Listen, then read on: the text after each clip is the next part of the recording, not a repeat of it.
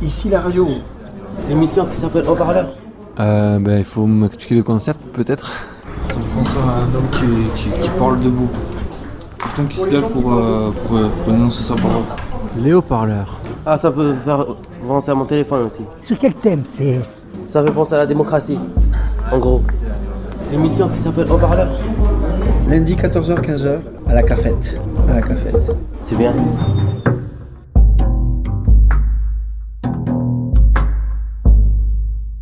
Alors moi je m'appelle Antoine, j'ai 56 ans.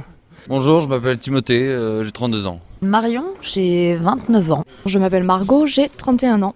Bonjour Nicolas, ça vous regarde pas? Je m'appelle Nathalie. Je m'appelle Daniel. Bonjour, Philippe au micro.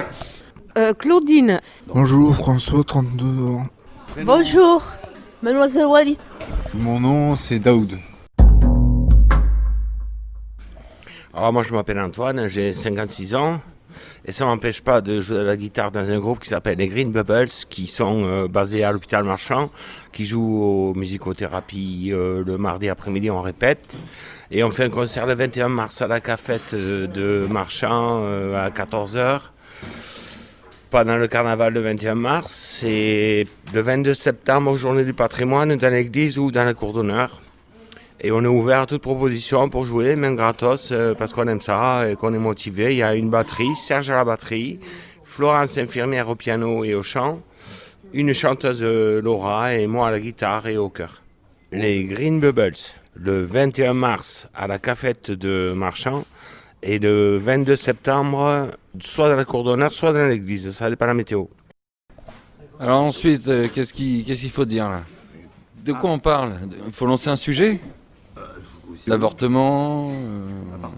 L'avortement, c'est quand on tue un bébé. Il y a même des pays où on peut payer pour avorter plus. Donc l'avortement, pourquoi pas? Je sais pas. Qu'est-ce que vous en pensez, Marion? Alors sur l'avortement, je vais rester sur un cadre légal, je vais rejoindre ce que tu as dit. Il y a des pays où on peut avorter légalement et d'autres où c'est plus compliqué. Ou d'autres c'est plus facile aussi. D'autres où c'est plus facile, exactement. Voilà, donc je sais pas, j'ai lancé un sujet, après je vais passer le micro à vous, j'ai pas retenu votre prénom. Moi c'est Philippe, moi ce que j'en pense c'est l'avortement c'est une liberté. Oui. Voilà, une liberté de choix. Et c'est bien dans la vie de pouvoir choisir les choses. Oui, bien sûr. Voilà, donc voilà ce que j'en pense. La liberté c'est important. Oui Daniel. Oui, c'est Simon Noël qui a légalisé l'avortement, mais moi j'ai jamais fait d'avortement. Mais à la base, la loi était à titre exceptionnel quand même, non? Pour des personnes qui ne pouvaient... Voilà, thérapeutique. Je disais simplement que c'était Simone Veil qui avait légalisé l'avortement en 1974. Et voilà. Oui, parce que il y avait on les appelait les faiseuses d'anges. Et il y avait des infections. Enfin, il y avait eu beaucoup de problèmes. Elles pouvaient risquer presque leur vie en se faisant avorter par ces faiseuses d'anges. Claudine, avec des aiguilles et du matériel dont la sepsie était plutôt douteuse. Et puis il y a eu la grande manifestation avec Catherine Deneuve, toutes les plus grandes stars qui ont manifesté pour cet avortement. Un peu contre le clergé, un petit peu aussi. Parce qu'il y a cette question-là. Est-ce qu'on a droit de disposer de la vie des autres? Et à partir de quand un fœtus est-il reconnu comme être humain aussi, qui dépasse ce stade de cellule de la petite morula, de la petite mûre? Voilà. Donc le micro me revient encore et toujours, mais voilà, donc pour conclure sur ce sujet, moi je dirais l'avortement, moi je suis contre, c'est mon avis, voilà. Je suis contre parce que c'est supprimer une vie, quoi. Et puis un bébé, il n'y a rien de plus beau qu'un bébé. Voilà, c'est tout. Moi, je vais peut-être être un peu trash, mais je vais te poser une question. Oui. Mettons, tu as une copine. Oui. Ta copine, il lui arrive un malheur, elle se fait violer. elle tombe enceinte suite à ça. Tu voudrais qu'elle garde quand même l'enfant? Même si elle n'en veut pas? Ah non, je n'irai pas contre sa volonté, mais je pense malgré tout que j'essaierai de garder cet enfant, voilà, quand même. Même si c'est pas le mien. De toute façon, moi je suis stérile, donc je peux pas avoir d'enfant. Donc pour moi, ce serait peut-être... bref, voilà quoi.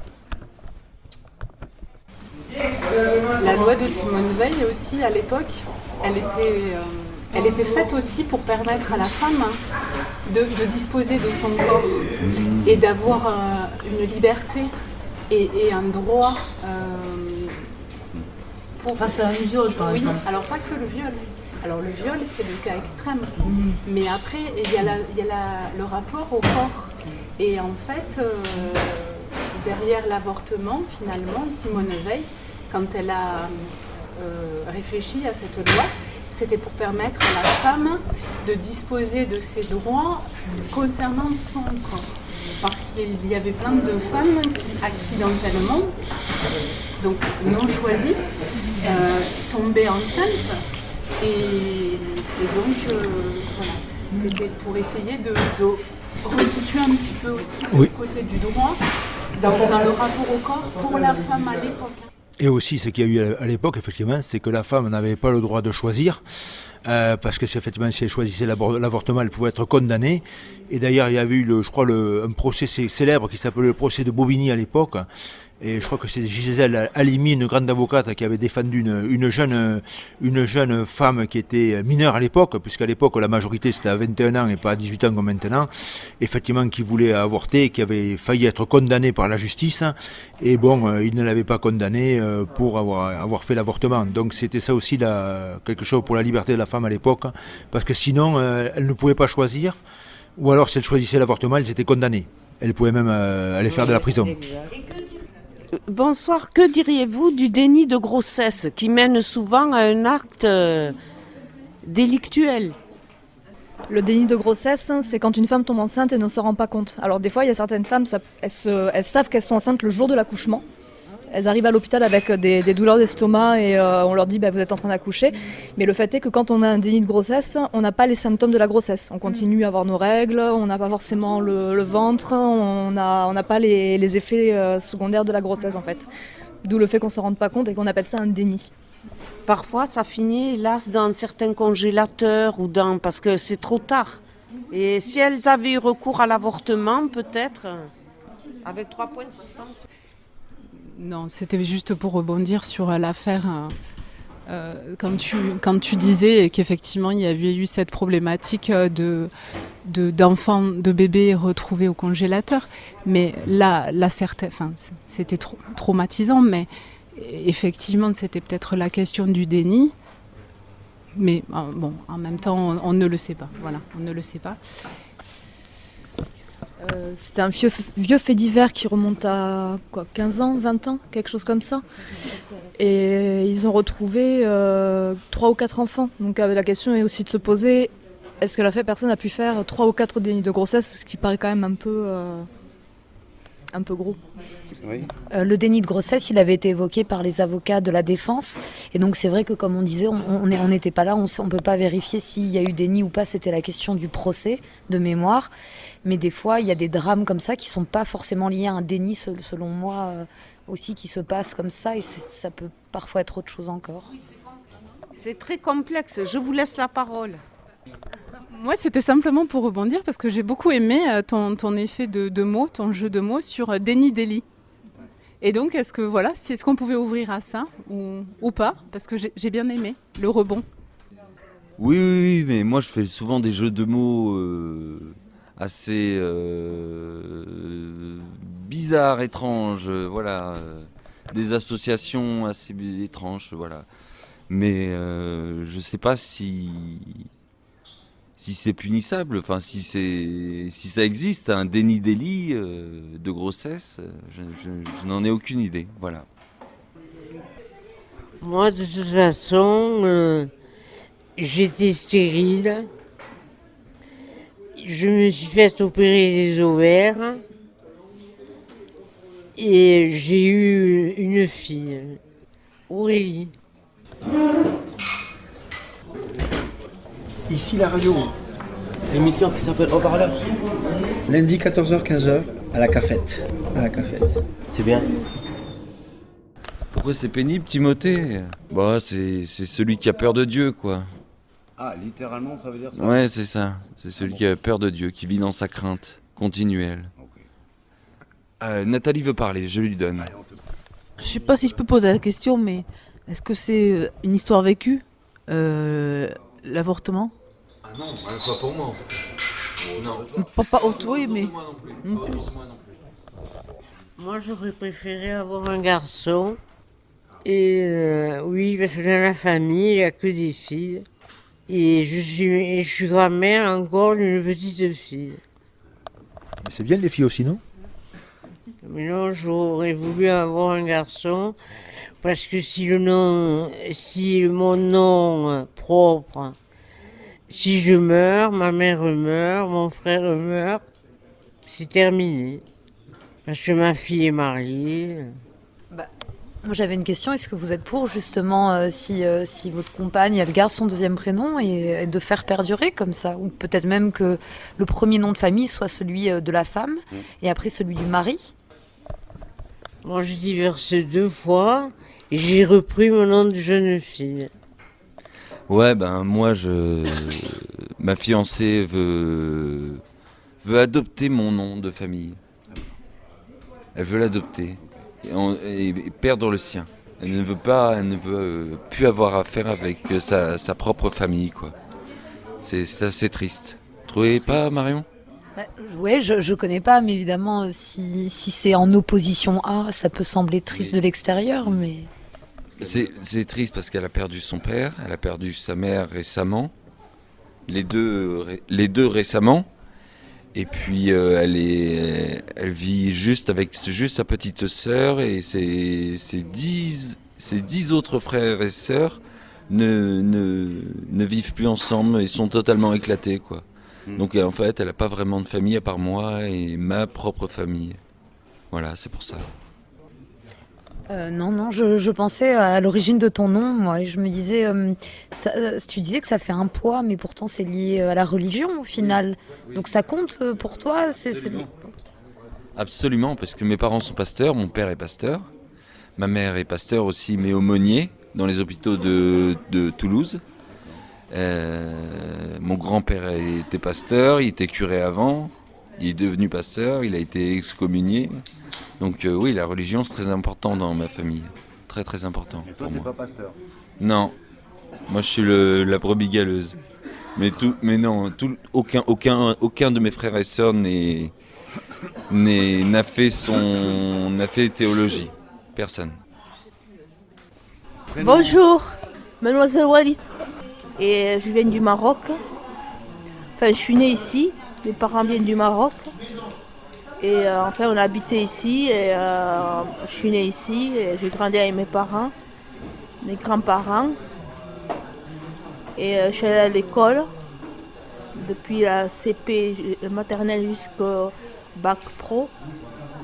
J'ai eu mon bac pro, mon BTS, mon CAP dans le stylisme. Et j'ai appris à faire des croquis, à mettre des boutons dans les vêtements, à mettre des clous dans les vêtements. J'ai travaillé dans une entreprise qui s'appelle Jean-Paul Gaultier. Et on a fait que des vêtements sur Jean-Paul Gaultier. Ils nous envoyaient les vêtements et on faisait les vêtements de Jean-Paul Gaultier. Mon nom, c'est Daoud. C'est ton prénom ou c'est ton nom? C'est mon nom, en fait, mon surnom, mon vrai nom c'est Joël, mais mon surnom c'est Daoud. Et en fait, Daoud, ça veut dire David, c'est une traduction en arabe de David. Et comme j'ai des origines sémites et que j'ai beaucoup de personnes que je côtoie qui sont musulmanes et par rapport à ma propre expérience, j'ai décidé de... Parce que voilà, Joël, ça me ramène à ma condition d'enfant finalement. Donc comme des personnes peuvent se servir de ça comme pour appeler un chien, donc moi j'ai besoin de pas être un caniche, j'ai besoin de devenir une bête un tout petit peu plus adulte que juste un toutou avec une laisse, quoi. Ici, il y a beaucoup de gens, en fait, dès qu'on va s'énerver, on va tout de suite dire il va pas bien, il est fou. Moi, je considère que même la colère, ça peut être très sain. Et il vaut mieux être en colère qu'être passif et subir des situations. Et Joël et Daoud, ils sont différents? Moi j'ai fait du théâtre, pour moi c'est la même chose, c'est juste des émotions. C'est pas schizophrène, je me rends pas compte qui je suis, c'est plus un jeu. Moi je suis artiste de formation et de comédien, et c'est plutôt, il y a un moment pour survivre, et il y a un moment pour vivre. Et pour moi, ça fait référence à David contre Goliath. Et pour moi, si Goliath il a de mauvaises intentions, je préfère devenir David et laisser Dieu prendre possession de mon corps plutôt que de devenir passif. Ça fait réfléchir peut-être. Donc non, au contraire, c'est pour au contraire revendiquer mes origines sémites que j'ai décidé de m'appeler Daoud.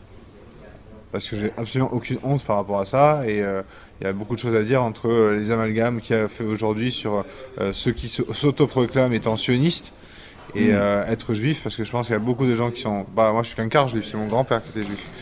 Et sauf que voilà, il y a vraiment des gens... ils n'arrivent pas à faire la différence, ils font des amalgames entre ça, mais une grande majorité, je pense, des juifs qui vivent aux quatre coins du monde et qui en ont marre que des sionistes, parce que c'est comme ça qu'ils ont décidé qu'on les appelle, même s'ils s'allient Sion, on fait cet amalgame et qu'on crée de l'antisémitisme en donnant tribune à des personnes qui sont d'origine sémite, mais qui ne respectent à peu près rien du tout de ce que les livres et les tables de la loi ont amené sur la table. Ici la radio, l'émission qui s'appelle Haut-Parleur. Lundi 14h-15h à la cafette. Centre hospitalier Gérard Marchand. C'est bien.